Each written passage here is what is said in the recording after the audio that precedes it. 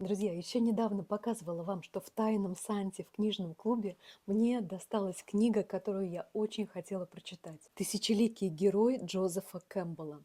Автор, антрополог, проанализировал культуру, религию, эпос, сказки, фольклор, мифы, классику разных стран, разных континентов и нашел общее в пути героя. Прочитала я эту книгу быстро, и я очень этому рада. Записала длинное видео своих размышлений и разбор.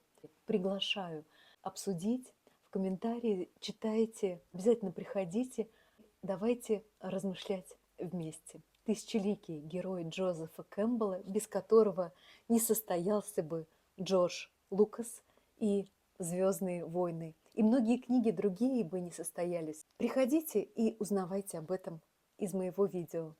Жду вас.